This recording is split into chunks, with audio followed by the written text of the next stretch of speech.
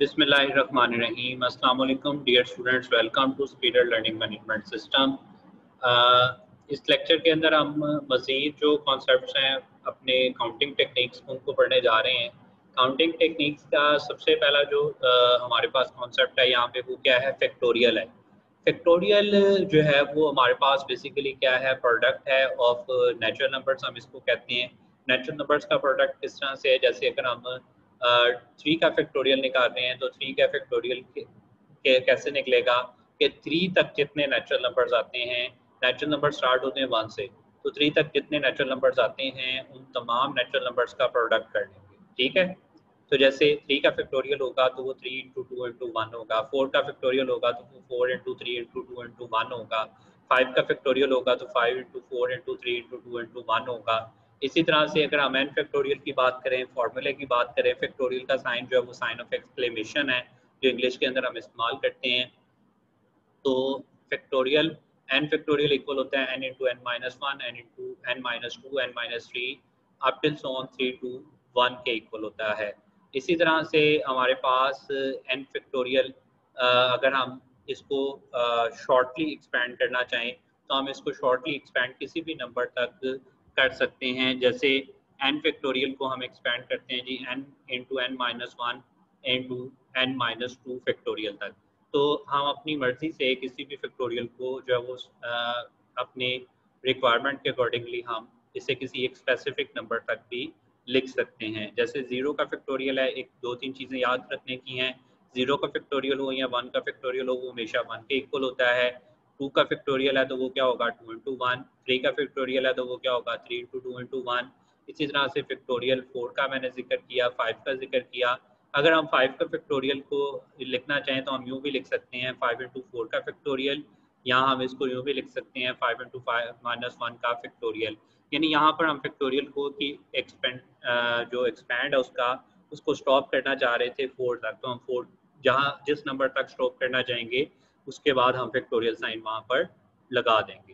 Next इसके बाद है जी परमुटेशन। परमुटेशन जो है वो बेसिकली इस्तेमाल किसके लिए होता है, ये नंबर ऑफ अरेंजमेंट्स को कैलकुलेट करने के लिए इस्तेमाल होता है। जहाँ पे भी ऑर्डरली नंबर ऑफ अरेंजमेंट्स को काउंट करना हमारे लिए जो है वो ज़रूरी हो, वहाँ पर हम जो है वो परमुटेशन का इस्तेमाल करते हैं। ऑर्डरली से मुराद है कि हमें तरतीब से चीज़ों की जो है वो अरेंजमेंट्स देखनी हैं, तो वहाँ पे हम परमुटेशन का इस्तेमाल करते हैं।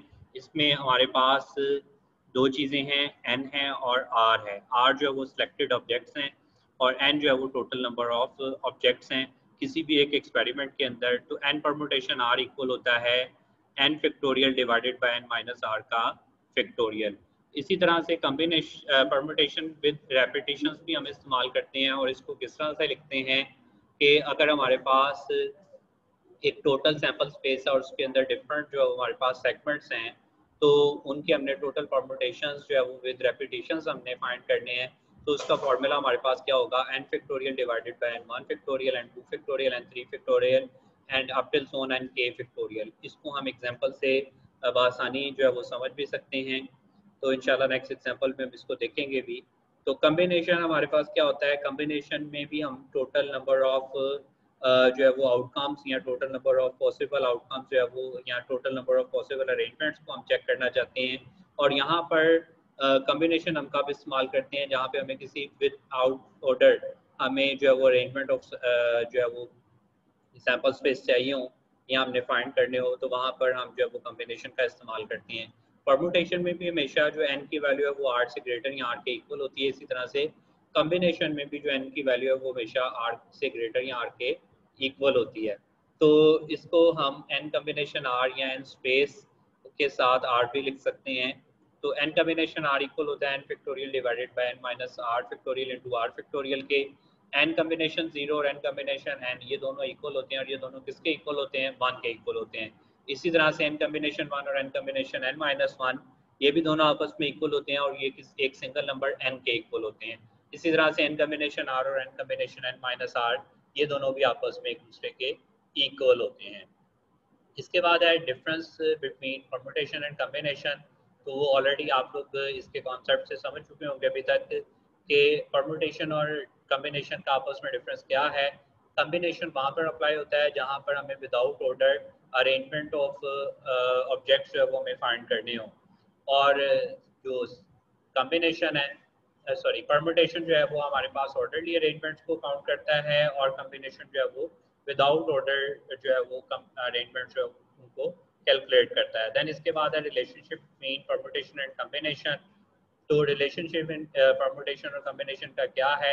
एन परम्यूटेशन आर इक्वल होता है r factorial into n combination r के, या एन कम्बिनेशन आर इक्वल होता है n permutation r over r का फैक्टोरियल के।